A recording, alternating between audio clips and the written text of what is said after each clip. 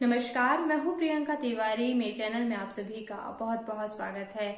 आज इस वीडियो में मैं आपको बड़ा ही महान और कारगर उपाय बताने जा रही हूँ। इस उपाय को करने से आपकी मनोकामना पूर्ति तो होने ही वाली है, साथ ही साथ आपको कई गुना पुण्यों की प्राप्ति भी होने वाली है। और जैसा कि हर बार की तरह पूरे प्रमाण के साथ पुराणों में पढ़ने के बाद पुराणों में वर्णित ये उपाय लेकर के आई हूँ। तो ब्रह्म वैवर्त पुराण में इस उपाय का वर्णन किया गया है। जैसे कि मुझे बहुत सारे कमेंट्स आए, मैंने कई वीडियो जो है पतिव्रता सुशील पत्नी प्राप्ति के लिए बनाए हुए हैं, उनमें भाइयों के बहुत सारे कमेंट आए। कई भाइयों ने कहा कि हमारी जो पत्नियां हैं वो 6 महीने से 7 महीने से जो है हमारे पास नहीं रह रही हैं, वो हमारे पास नहीं आ रही हैं। और कई भाइयों के जो है प्रश्न आए कि पति पत्नी में बहुत ज्यादा झगड़ा हो रहा है। बहनों के भी प्रश्न आए कि पति से बिल्कुल नहीं बनती है।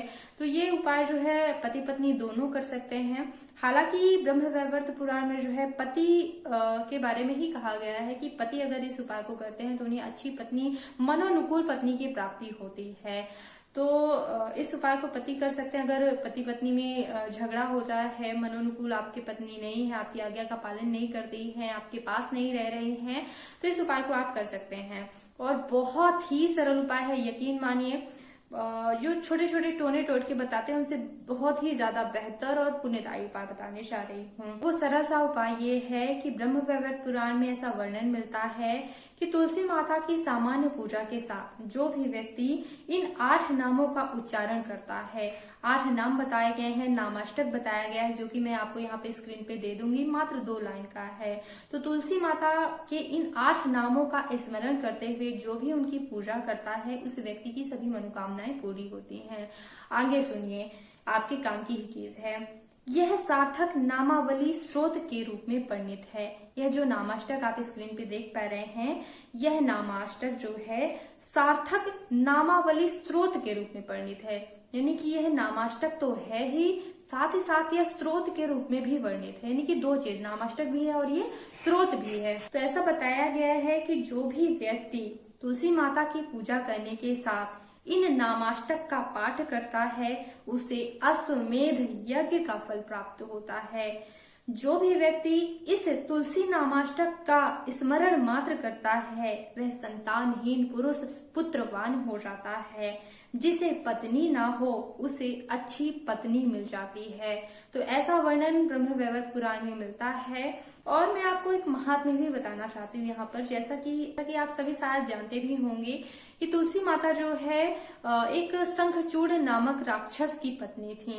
और शंखचूड़ नामक राक्षस की पत्नी होते हुए भी वो अत्यंत पतिव्रता थी। इतनी ज्यादा पतिव्रता थी कि भगवान विष्णु को स्वयं उनसे छल करना पड़ा। भगवान विष्णु जब माता तुलसी का, यानी कि उनका नाम वृंदा था, तो जब उन्होंने वृंदा का व्रत जो है भंग किया, तब जाके शंखचूर्ण नामक राक्षस का वध किया जा सका। इतनी ज्यादा माता जो है पतिव्रता थी। तो एक पतिव्रता पत्नी की प्राप्ति के लिए अगर आप तुलसी माता की इस स्रोत का पाठ करते हैं तो निश्चित ही आपको लाभ प्राप्त होने वाला है। तो ऐसा वर्णन ब्रह्म वैवर्त पुराण में मिलता है। तो अगर आप पति पत्नी में झगड़ा होता रहता है, आपकी पत्नी जो है आपके मनोनुकूल नहीं है, आपकी आज्ञा का पालन नहीं करती है, आपसे रूठी रहती हैं, तो आप तुलसी माता की पूजा इस नामाष्टक का स्मरण करते हुए कर सकते हैं। मैं आपको तुलसी माता जी के 8 नाम बता देती हूँ।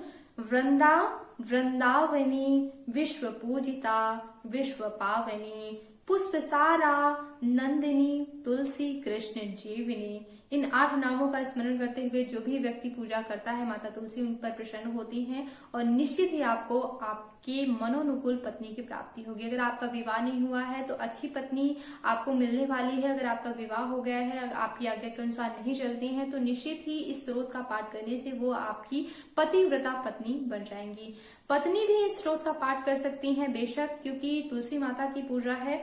तो जो ये मैंने आपको नामाष्टक बताया, इस नामाष्टक को बोलते हुए तुलसी माता की पूजा कैसे करनी है ये भी मैं आपको बता देती हूँ। तुलसी माता को रोज जल अर्पित करना चाहिए। जल अर्पित करने के साथ ही आप उन्हें कुमकुम लगा सकते हैं।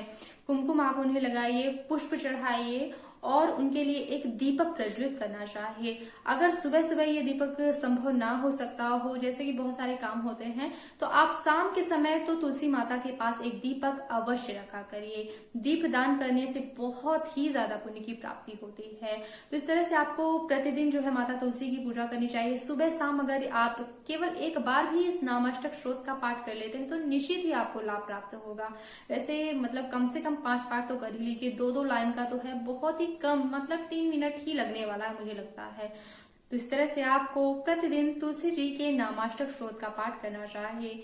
मैंने पतिव्रता सुंदर सुशील पत्नी की प्राप्ति के लिए कई और वीडियो बनाए हुए हैं, तो उन वीडियो को भी आप चेक कर लीजिएगा। उन वीडियो में मैंने बताया है कि राधा श्लोक का पाठ करने से भी आपको बहुत ही ज्यादा लाभ प्राप्त होता है।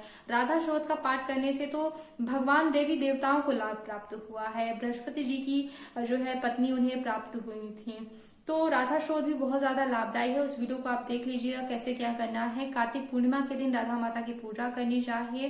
राधा शोध का पाठ करने से आपको अच्छी पत्नी की प्राप्ति होती है। अगर पति पत्नी में झगड़े हो रहे हैं तो वो भी समाप्त हो सकते हैं।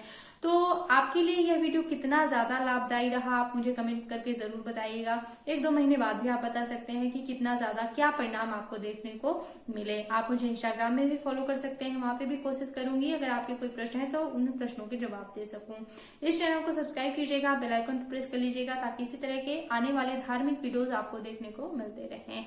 वीडियो देखने के लिए बहुत बहुत धन्यवाद। ओम नमः शिवाय।